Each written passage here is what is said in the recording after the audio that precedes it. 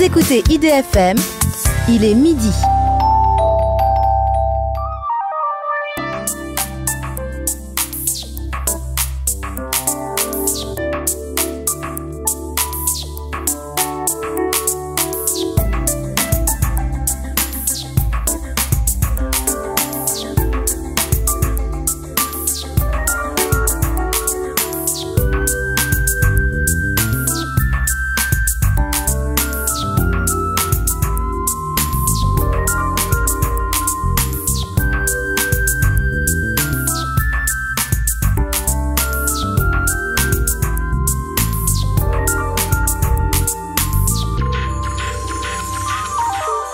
Bonjour chères auditrices et chers auditeurs, je vous souhaite la bienvenue sur IDFM, votre radio, la radio qui nous rassemble, pour votre émission Les Passages.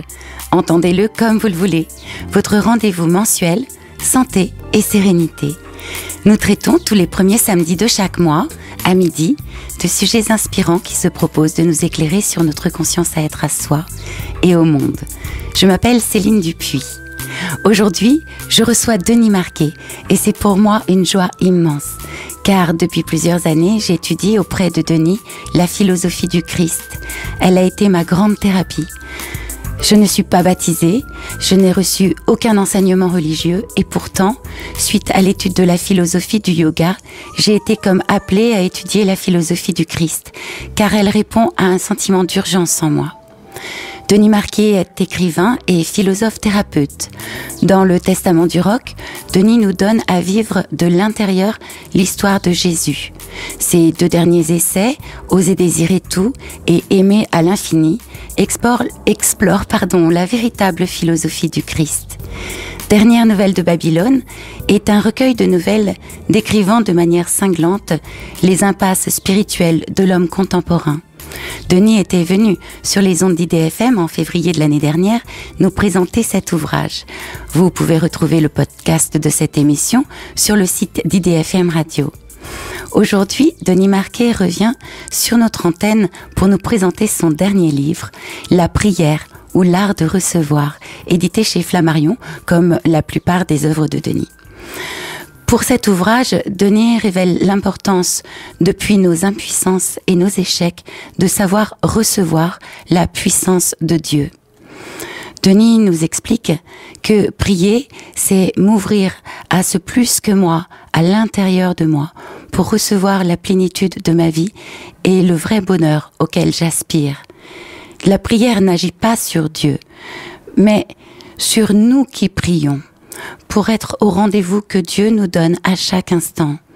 Denis nous enseigne et nous décrypte le Notre Père pour nous permettre d'accueillir la grâce de ce qui se donne à nous.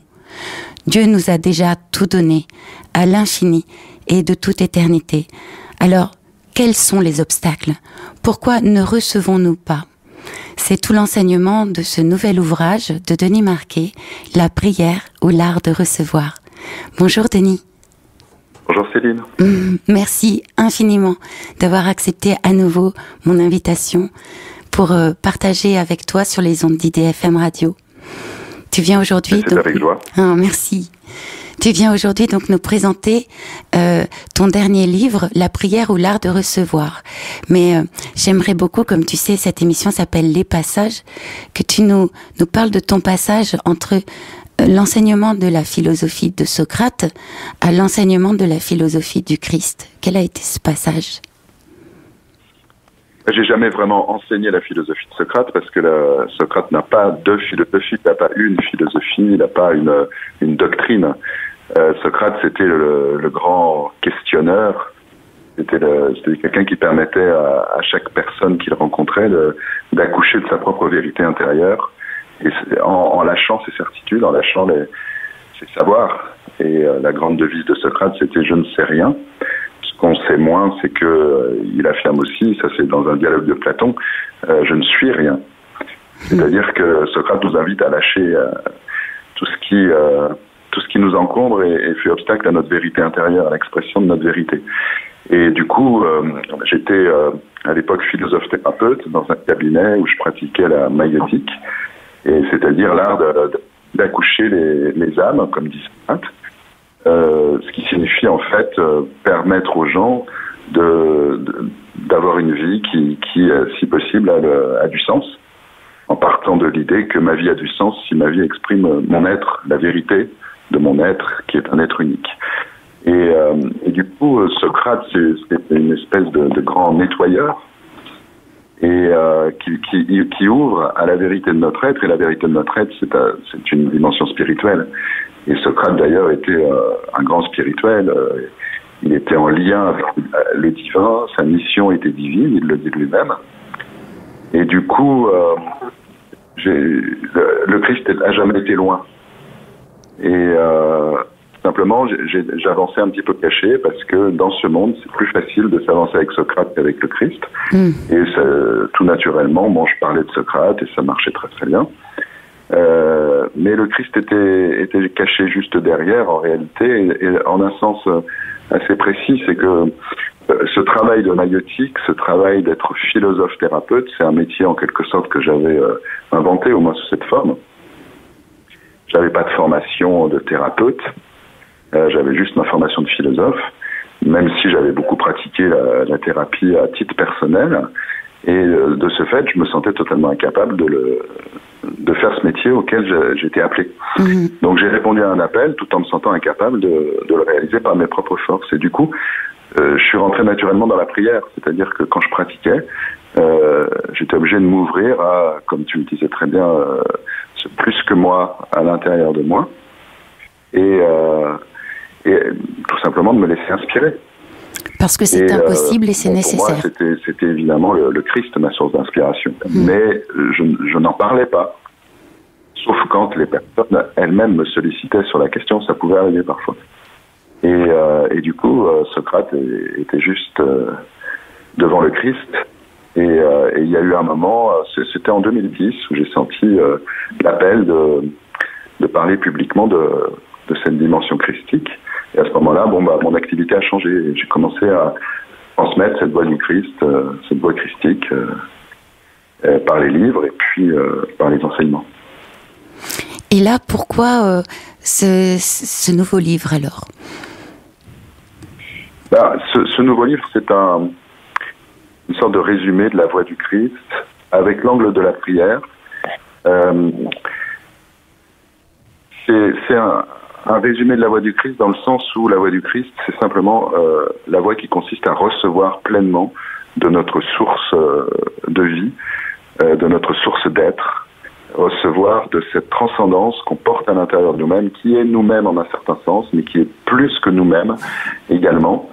Et la prière, c'est simplement, comme le titre l'indique, l'art de recevoir, c'est-à-dire d'enlever tous les obstacles qui font que nous ne recevons pas ce don de Dieu. Jésus dit à la Samaritaine, si tu connaissais le don de Dieu est infini.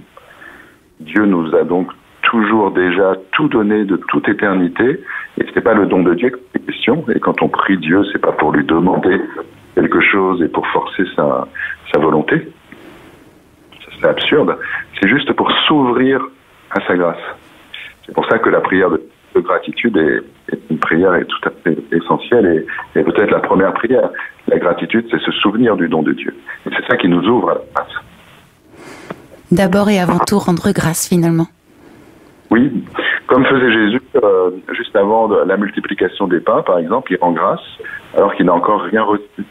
Et le fait de rendre grâce, c'est simplement affirmer qu'il se souvient du don de Dieu et qu'il sait que le don de Dieu est infini et peut se matérialiser sous toutes les formes nécessaires à tout moment.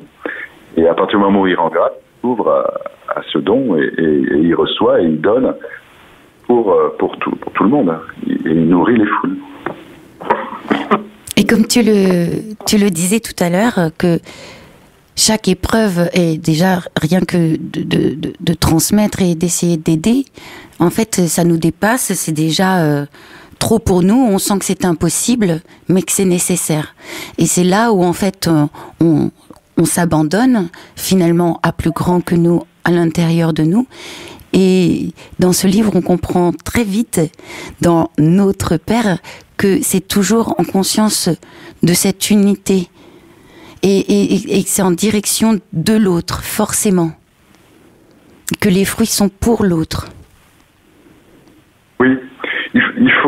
faut préciser et bien comprendre que le Notre Père, bien sûr, c'est une prière, mais c'est davantage qu'une prière. C'est la réponse de Jésus à la demande de ses disciples, qui est en réalité la première des prières. Apprends-nous à prier. Oui. Et Jésus répond en donnant le Notre Père. Donc le Notre Père, on peut évidemment le prononcer comme une prière, et c'est une merveilleuse prière. Mais en même temps, c'est un traité de l'art de prier. Et dans ce livre, La prière ou l'art de recevoir, j'ai simplement voulu décrypter le Notre Père comme un traité de l'art de prier. Et par rapport à ta question, ce qui est important, c'est d'entendre qu'on commence par notre Père. C'est-à-dire, Père, ça veut dire que c'est un être qui nous engendre, et engendrer, ça veut dire donner son être. C'est-à-dire que nous nous adressons à un Dieu, à Dieu si on veut, hein, mais on peut aussi ne pas l'appeler Dieu si ce mot dérange, mais à une source d'être, un être qui donne son être, un être dont l'être est don. Et si nous sommes, c'est que nous recevons cet être. Et c'est un être infini, c'est une vie infinie. Et la première chose que nous pouvons constater, c'est que si nous sommes limités, si notre être est limité, si notre vie est limitée, si nous pouvons tomber malades, si nous nous sentons parfois impuissants, si nous sommes voués à mourir, eh bien, c'est que nous ne recevons pas cet être et cette vie infinie pleinement. Donc, notre Père, nous nous adressons à notre source, et à une source qui nous donne tout, puisqu'il nous donne lui-même, c'est-à-dire un être infini, dans un acte d'amour infini.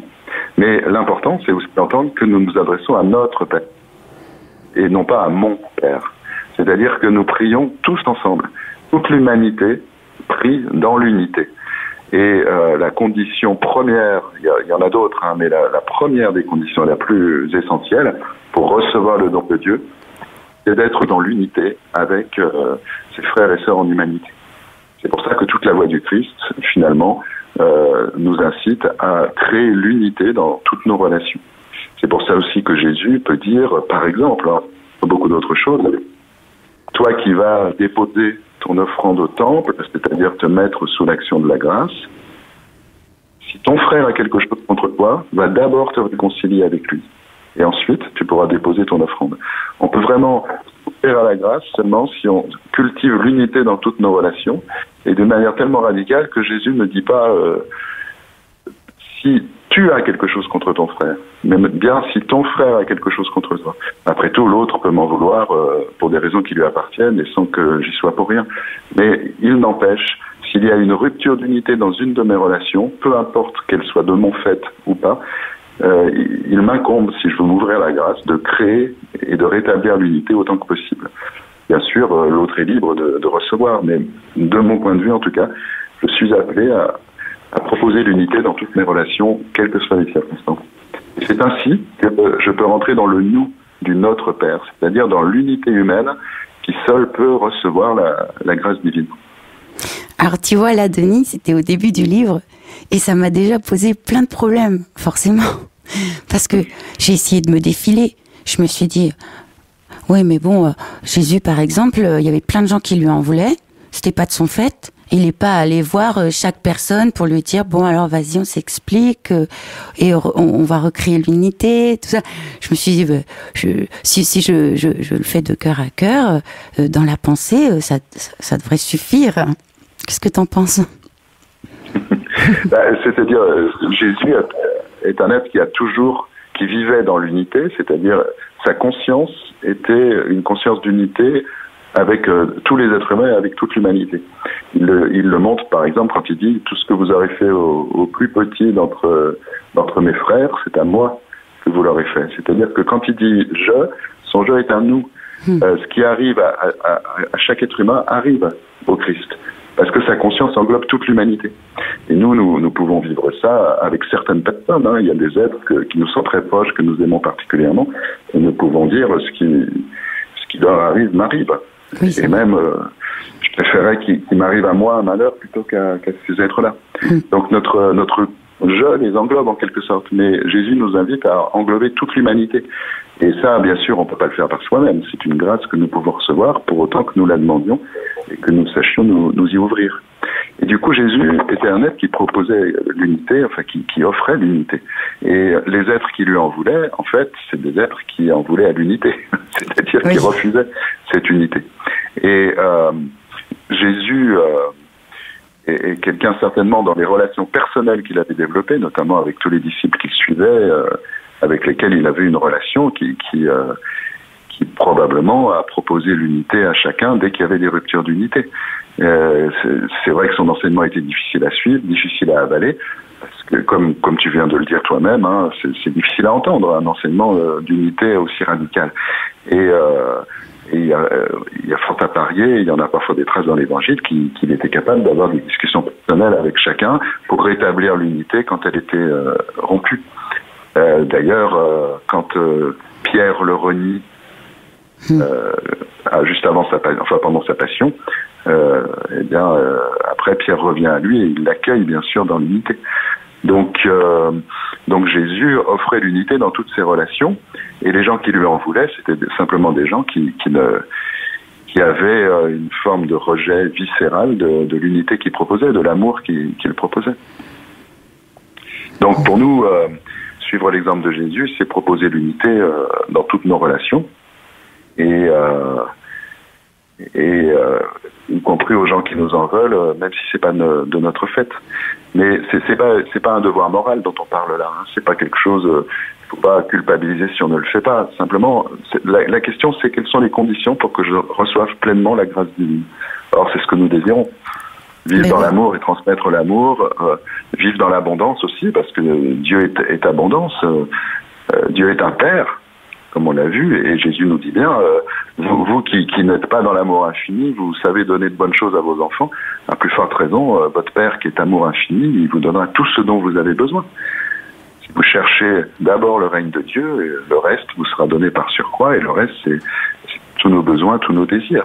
Donc tout ce que nous désirons est contenu dans le don de Dieu, et la question c'est comment recevoir. C'est vrai que parfois c'est un petit peu difficile d'entendre que ça nous demande certains efforts et parfois un petit peu de sacrifice. Notre ego n'est pas content à l'idée d'aller proposer l'unité à des gens qui nous en veulent ou qui nous ont fait du mal. Mais c'est la condition pour recevoir. Et du coup, mon ego dit, on n'est pas rendu. Oui, mais l'ego est un principe de séparation. Oui. Donc l'ego ne veut pas l'unité, en fait. L'ego, en fait, c'est une très bonne chose, l'ego. C'est ce qui nous a sauvé la vie. C'est un système de défense.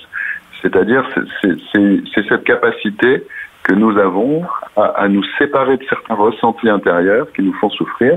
Et pour cela, pour les éviter, eh bien, parfois, de créer de la séparation autour de nous. Si quelqu'un, par exemple, réveille des ressentis désagréables, nous allons avoir envie de le juger, de dire que c'est une mauvaise personne, de nous séparer de lui, parce que il réveille des ressentis d'anciennes blessures ou des choses comme ça. Et du coup, se séparer de ces ressentis intérieurs parce qu'ils sont trop douloureux, eh ben, ça engendre aussi l'attitude qui consiste à se séparer des autres. Ça, c'est pas une mauvaise chose en réalité. C'est quelque chose qui nous a sauvé la vie quand nous étions enfants. Tous nous avons pris naissance dans le monde du manque d'amour. Et il faut d'abord survivre au manque d'amour pour pouvoir vivre pleinement notre vie et suivre ce chemin qui nous ramène à l'amour. Donc, ce qui nous a permis de survivre, c'est notre ego. Et il nous a permis de survivre en nous soulageant de certains ressentis, donc en nous séparant de nous-mêmes. Et donc, comme je le disais, en nous séparant aussi des autres. Donc notre ego, effectivement, dès qu'il s'agit d'envisager que nous devons traverser certains ressentis qu'il considère comme désagréables ou douloureux, pour retourner à l'amour, il n'est pas content. Ça fait partie du chemin, mais en même temps, il ne faut pas donner trop de place, une place excessive à la souffrance. Il s'agit de l'accepter, de la traverser quand elle est là. Et là, l'ego n'est pas content. Mais ça reste un chemin de joie puisqu'il s'agit de s'ouvrir à l'amour de Dieu. Et oui, nous allons revenir, si tu veux bien, après la pause musicale sur justement ces idées de souffrance, parce que souvent on entend de mettre beaucoup de noblesse sur la souffrance. Aussi, c'est vrai que dans les prières, souvent on demande à Dieu de devenir notre serviteur, et tu nous expliqueras, j'imagine, que évidemment c'est évidemment pas la bonne voie.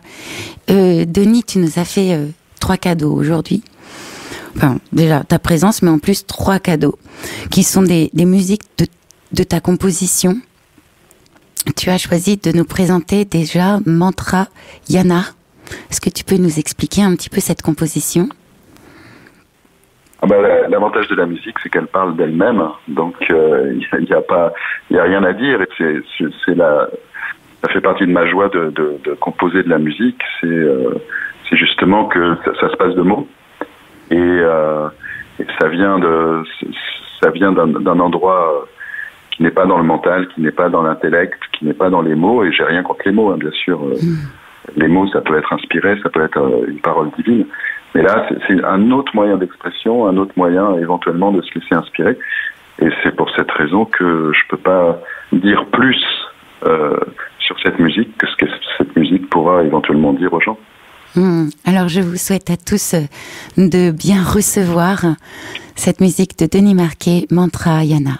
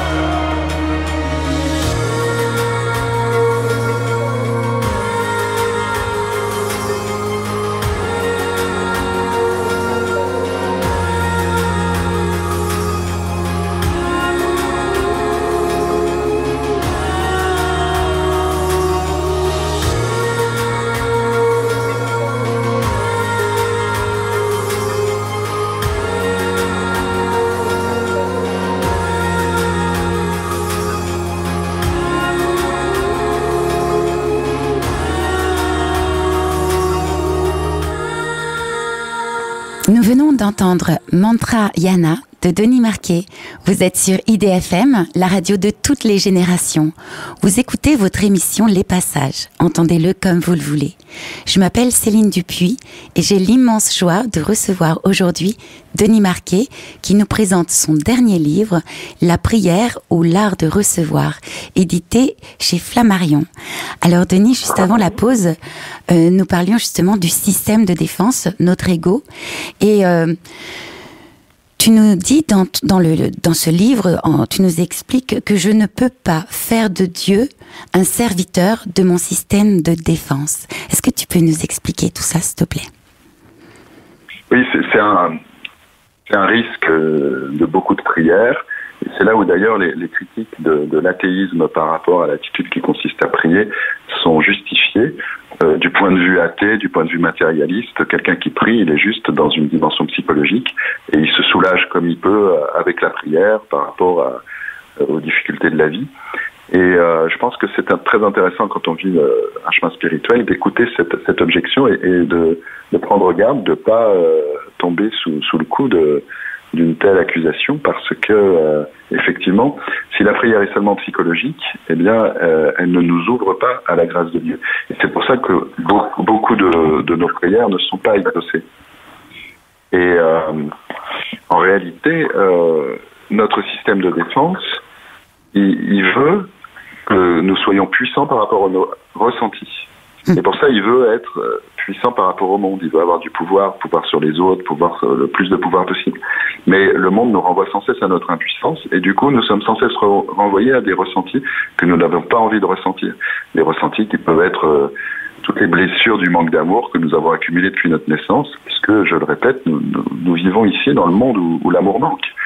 Et du coup, notre système de défense nous a sauvé la vie par rapport au manque d'amour. Il nous a empêchés de devenir fous. Il a fait de nous, comme disent les psychologues ou les psychanalystes, des névrosés ordinaires, disons, c'est-à-dire des gens qui souffrent aussi modérément que possible. Mais en même temps, il nous ferme à la grâce. Et si nous utilisons la prière au service de notre système de défense, eh bien, nous faisons de Dieu l'instrument de notre ego, qui est en réalité ce qui nous sépare des autres et ce qui nous sépare de Dieu. Donc ça ne peut pas fonctionner. C'est pour ça que, par exemple, dans le Notre Père, il y a cette phrase « que ton nom soit sanctifié », c'est-à-dire le nom de Dieu est saint, il doit être gardé saint, et on doit se souvenir que c'est le nom de Dieu, c'est-à-dire que avant tout, nous sommes son serviteur, c'est pas lui notre serviteur. Et nous pouvons nous ouvrir à son don qui est infini et qui ne peut que nous combler, seulement à la condition que nous nous ouvrions à quelqu'un qui nous transcende, qui est bien plus grand que nous, et qui ne peut pas servir nos peurs, servir nos fins, F-A-I-M, et qui ne peut pas être au service de notre système de défense et du règne de notre ego sur notre vie. Et c'est pour ça aussi qu'on dit que ton règne vienne. C'est Dieu qui règne, c'est pas nous. Oui. L'ego veut régner sur notre vie, il veut être à l'origine de tout, il veut avoir le pouvoir. Non, le pouvoir appartient à Dieu. Et à partir du moment où on l'accepte, eh bien, on s'ouvre au don de Dieu, et c'est là qu'on est comblé. Donc toujours se demander qui règne en moi avant de prier. Exactement. C'est ça la question de que ton règne vienne, et la question du règne de Dieu que Jésus annonce et que Jésus ouvre. Eh bien, c'est la grande question, si on veut vivre le règne de Dieu, c'est qui règne en moi. Soit c'est moi, soit c'est Dieu, mais ça ne peut pas être les deux. C'est l'un ou l'autre. Et nous avons des moments où nous laissons Dieu régner en nous, et nous avons d'autres moments où c'est l'ego qui règne en nous. Et ce chemin christique consiste à bien faire la différence entre les deux, à voir que quand le moi règne, ça se passe mal dans nos vies et pour les autres autour de nous. Et puis poser l'intention de plus en plus souvent que ce soit Dieu qui règne en nous, c'est-à-dire de nous ouvrir à une source qui peut nous inspirer nos pensées, nos paroles, nos actions, nos décisions, qui peut être l'origine de tout dans notre vie. Oui, comme tu dis souvent, quand c'est moi, ça merdoit. Absolument, mais ça c'est un constat que j'ai fait dans ma propre vie. Alors c'est juste un témoignage personnel, si ça parle aux gens, c'est très bien, mais effectivement quand c'est moi, ça merdoit, et quand je m'ouvre à ce plus que moi à l'intérieur de moi, à cette grâce divine, à cette source d'inspiration qui est aussi bien sûr une source d'amour, puisque Dieu est amour, alors effectivement autour de moi tout se passe merveilleusement bien, et comme je suis traversé par cette source, ça se passe aussi merveilleusement bien à l'intérieur de moi. Aussi, peux-tu nous parler de ce passage qui m'a bouleversée par rapport à la mort? Les philosophes sont ceux qui s'exercent à mourir, dit Platon. Tu le dis dans ton livre. Et du coup, ça m'a permis, moi, en tout cas en tant que professeur de yoga, de comprendre Shavasana, la posture du cadavre. J'osais pas dire la posture du cadavre, je trouvais ça morbide. Et depuis que j'ai lu ton livre, je me dis, mais en fait, mourir à chaque instant, c'est une grâce. La vie, en réalité, les événements de notre vie nous incitent à lâcher prise, à lâcher nos attachements à des causes extérieures, aux événements extérieurs, aux êtres, c'est-à-dire à tous les liens d'attachement que notre ego a créés pour précisément nous protéger contre le ressenti du manque d'amour. Et finalement, quand on a un peu d'expérience, on s'aperçoit que tous les grands événements de notre vie nous ont incité à lâcher prise par rapport à ça. Donc, qu'est-ce que c'est que s'exercer à mourir? Et effectivement, c'est Socrate qui le dit dans le Phédon de Platon. C'est lâcher tout ce que la mort nous enlèvera. S'exercer à lâcher tout ce que la mort nous enlèvera. Alors au début, ça peut faire peur, parce qu'on a l'impression que la mort nous enlèvera tout, mais non, c'est pas vrai. La mort ne peut pas nous enlever tout l'amour que nous aurons donné, tout l'amour que nous aurons laissé circuler, donc évidemment aussi reçu. Et puis justement, se demander qu'est-ce que la mort m'enlèvera, ça, c'est la question qui permet de dégager l'essentiel dans notre vie, c'est-à-dire le sens véritable de notre vie. Donc, bien sûr, cette dimension s'exercer à mourir peut faire peur, mais en réalité, qui demeure quand moi, je meurs? C'est ça la véritable question, et c'est la question spirituelle par excellence. C'est la question qui ouvre à l'éveil spirituel. Aussi, Denis, j'aimerais, parce que en fait, comme c'est moi qui fais cet entretien, j'en profite pour parler de moi, pour œuvrer à aimer. En fait, œuvrer à aimer, c'est ce qui m'a permis, moi, de sentir qu'il n'y avait plus de tension à donner. Je te donne un exemple.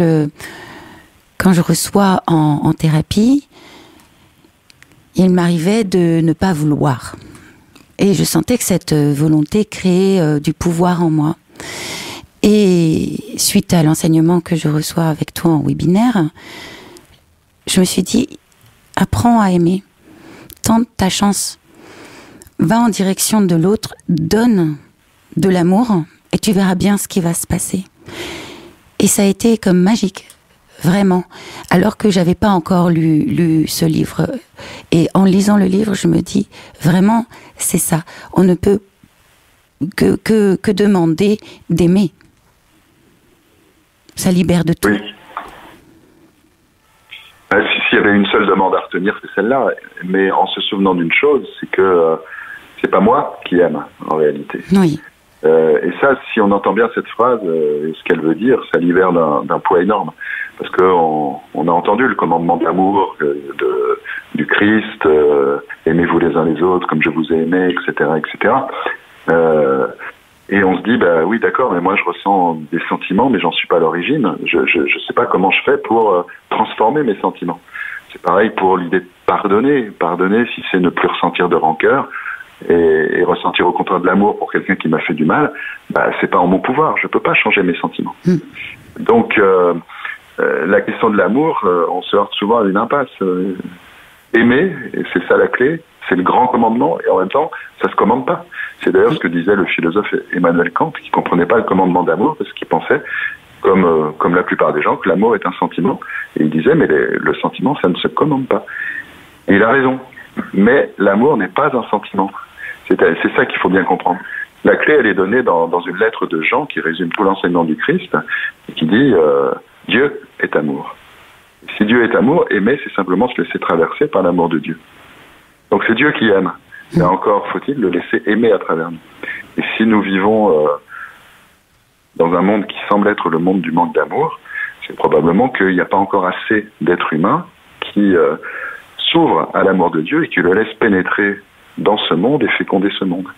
Et du coup, la voix du Christ, c'est aussi une voix collective. C'est ce qu'on appelle une voix d'église, mais en entendant ce mot comme l'ecclésia, c'est-à-dire le rassemblement dans l'unité qu'a fondé Jésus et qui peut être vécu tout à fait indépendamment d'une institution, qui peut aussi être vécu dans une institution, peu importe.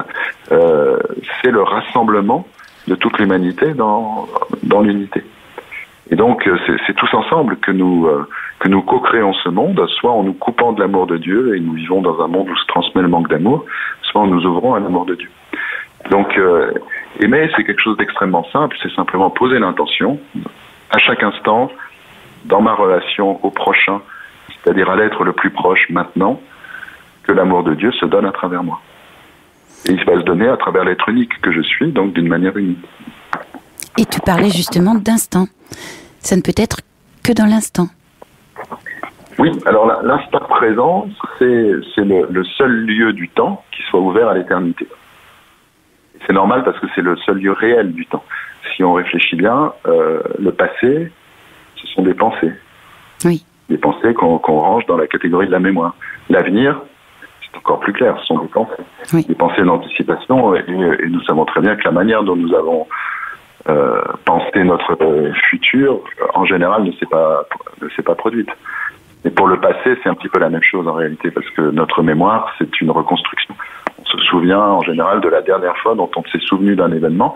Et entre chaque ressouvenir d'un événement passé, il y a des reconstructions, l'histoire se transforme, etc. Donc la mémoire, c'est des pensées qui sont coupées du réel. Donc la conscience du temps, en réalité, c'est une conscience qui est beaucoup fabriquée par la pensée.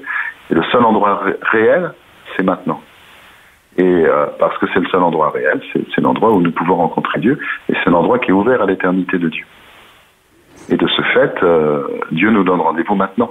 Et c'est pour ça que dans le Notre Père, il est dit « Donne-nous aujourd'hui notre pain de ce jour ». C'est-à-dire que le don de Dieu, qui se manifeste aussi par l'abondance, que le pain symbolise tous nos besoins, sous toutes leurs formes, et pas seulement la nourriture, eh bien, le don de Dieu qui comble nos besoins, c'est un don qui se donne maintenant.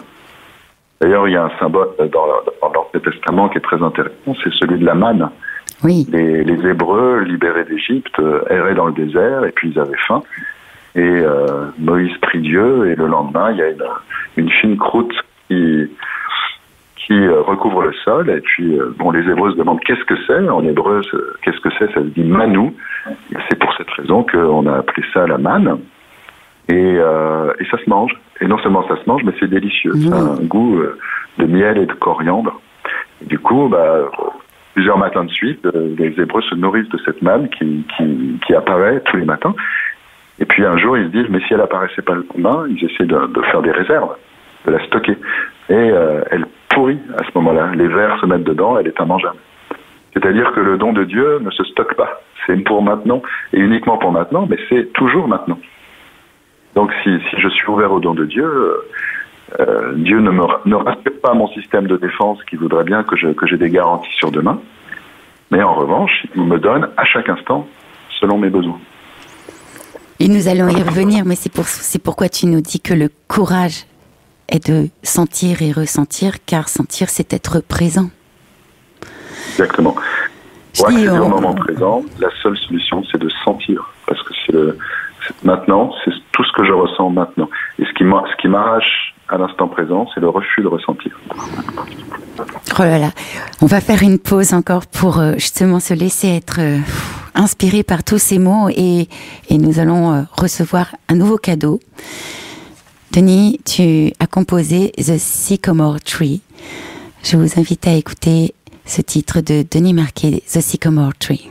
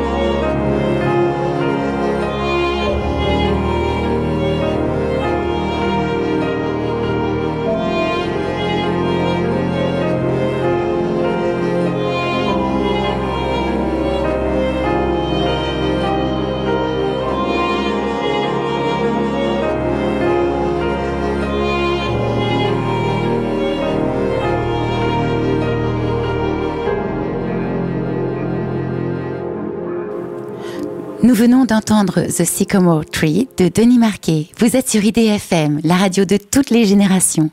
Vous écoutez votre émission Les Passages, entendez-le comme vous le voulez.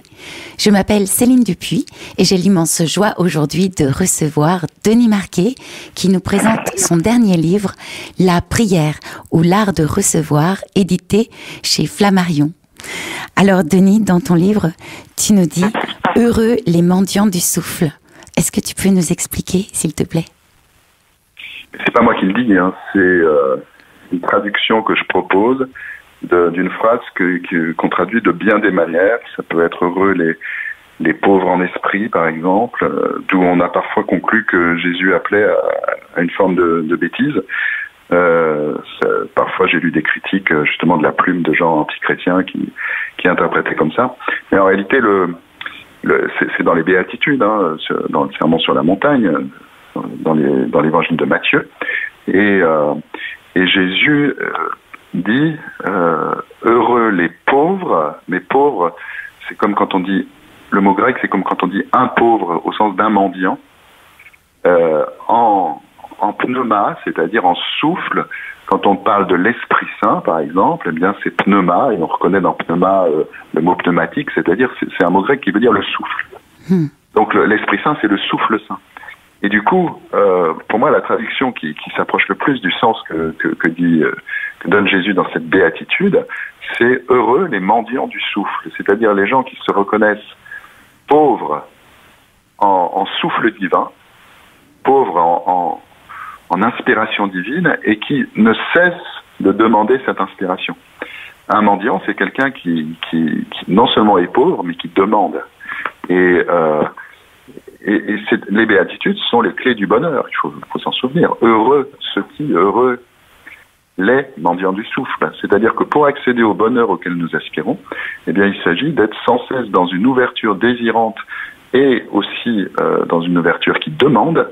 Il demande quoi? On ne peut demander à Dieu que Dieu, c'est-à-dire qu'il demande le souffle divin, qui demande l'inspiration divine, qui demande en fait toute cette dimension divine qui donne, qui se donne, qui est amour et qui aime et donne et crée à travers nous.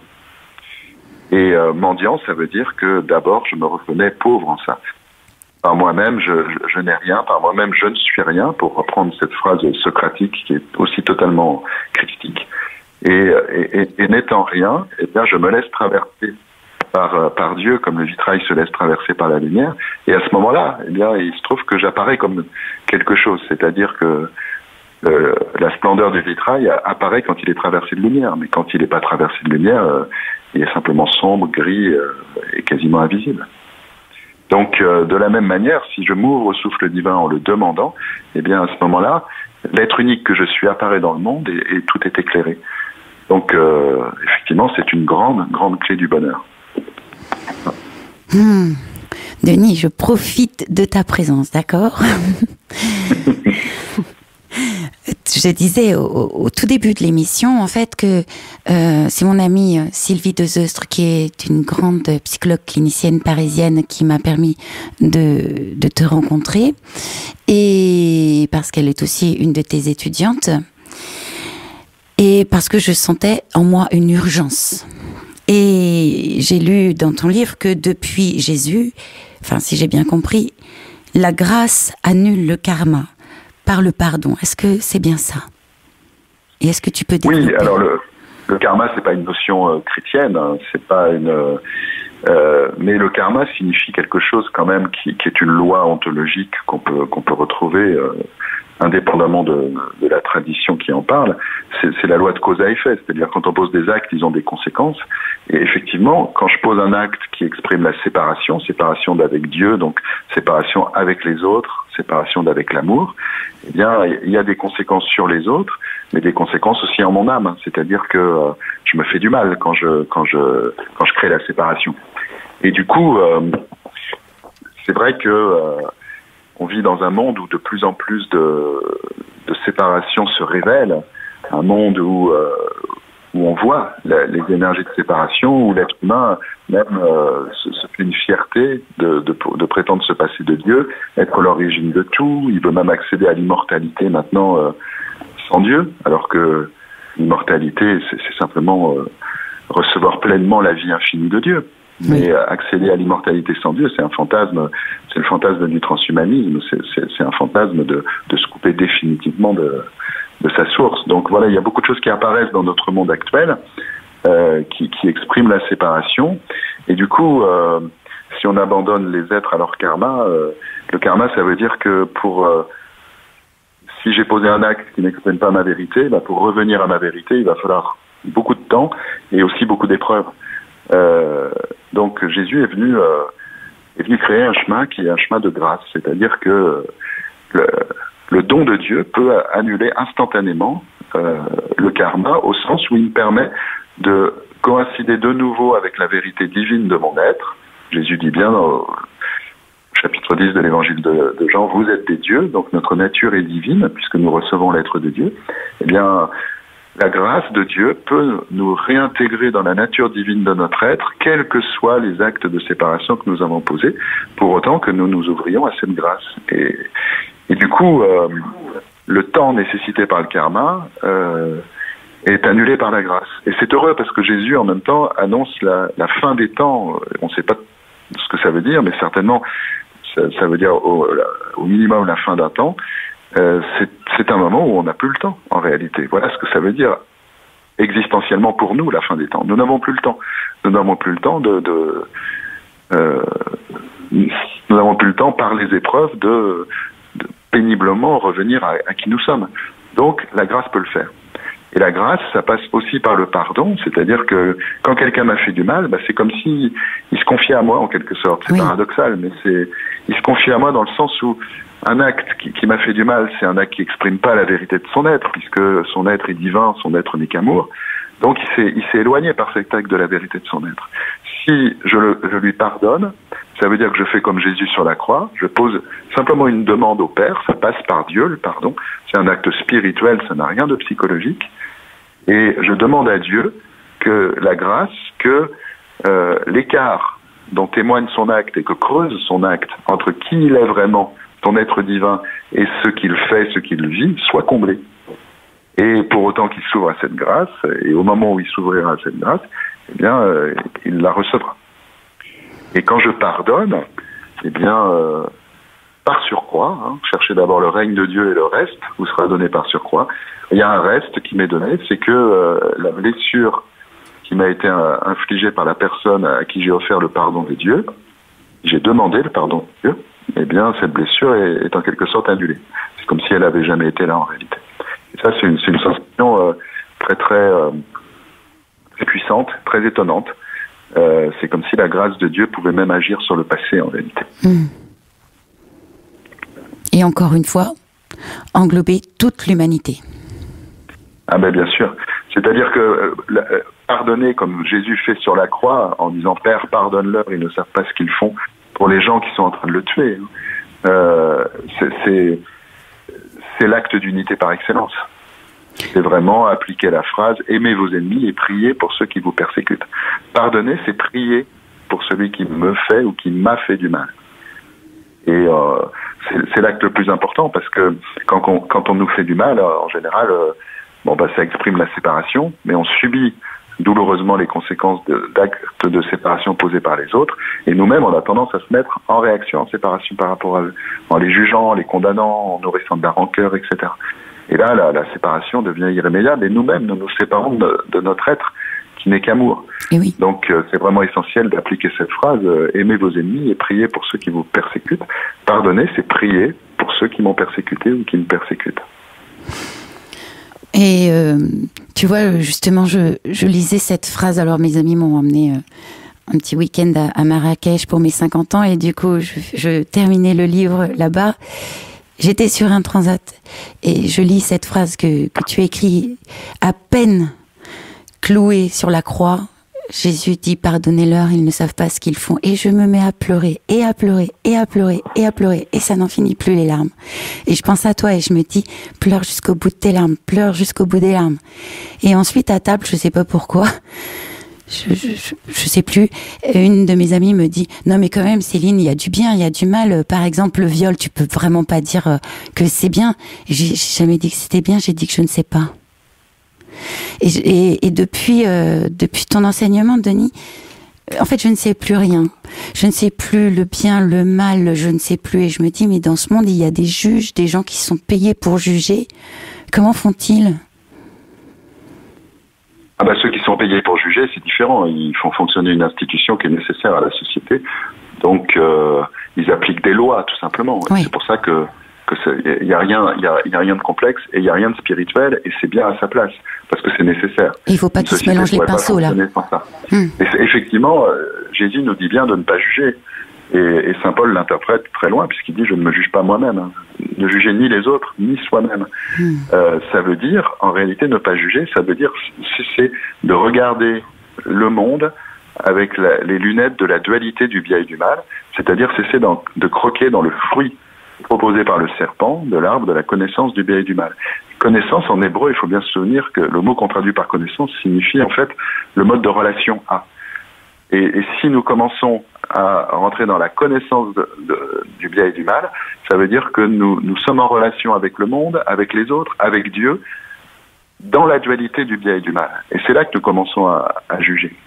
Or, ce qui est important de se souvenir, c'est que chaque fois que nous disons que quelque chose est mal, en réalité, ce que nous devrions dire si nous nous en tenions à la vérité, c'est triste. Un viol, le viol d'un enfant, par exemple, c'est infiniment triste. Un génocide, c'est infiniment triste. Une guerre, c'est infiniment triste. Et c'est cette tristesse abyssale que nous ne voulons pas vivre. Et pour ne pas la vivre, eh bien, nous rentrons dans le jugement. Et nous substituons une forme de colère, le jugement, la condamnation de l'autre, pour ne pas ressentir notre tristesse. Or, notre tristesse est celle de notre être divin. C'est la tristesse du Christ qui verse des larmes devant Jérusalem, c'est-à-dire devant toute l'humanité qui a choisi la séparation. Et cette tristesse-là, elle nous ramène à notre être, elle nous ramène à notre vérité, elle nous ramène à notre être divin parce que c'est la tristesse de notre être divin. Donc il est important de la vivre, et tant que nous sommes dans le jugement, nous ne pouvons pas vivre cette tristesse qui est notre chemin vers Dieu. Oh, Denis, il faut que cet entretien soit suspendu. Je voudrais que ça dure 8 heures encore. Oh là là. Oh là là, moi je vous invite tous et toutes à lire ce livre merveilleux, mais pas que celui-ci, hein. Oser désirer tout, aimer à l'infini, le testament du roc, et donc La prière ou l'art de recevoir de Denis Marquet, édité chez Flammarion, et puis aussi celui pour lequel tu étais venu la première fois, qui justement décrit toute cette impasse de l'humanité, dernière nouvelle de Babylone.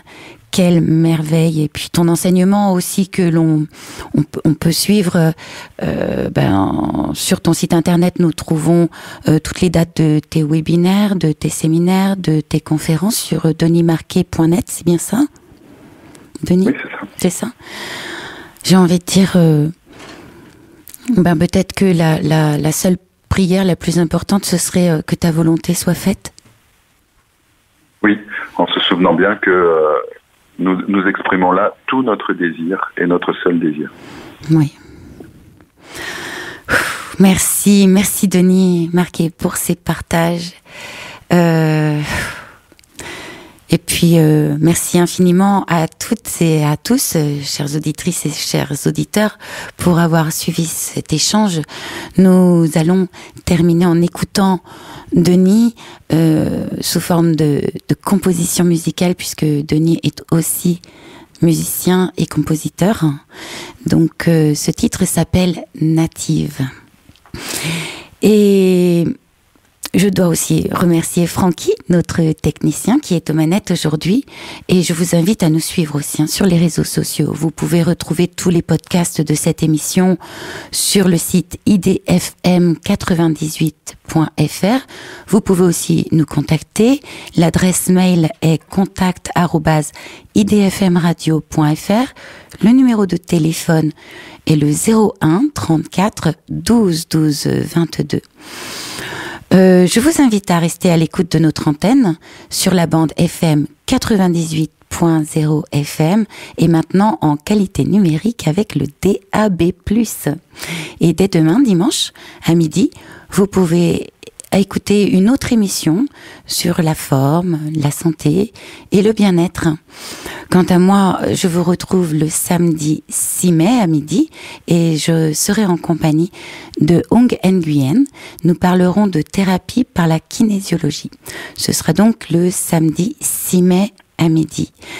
Merci infiniment, Denis Marquet. Merci. Merci à toi, Céline, de ce bel espace que tu m'offres. C'est une merveille et je te retrouve au prochain webinaire. Avec joie. Je vous dis à tous à bientôt sur IDFM, la radio qui nous rassemble. Et nous quittons sur Native de Denis Marquet.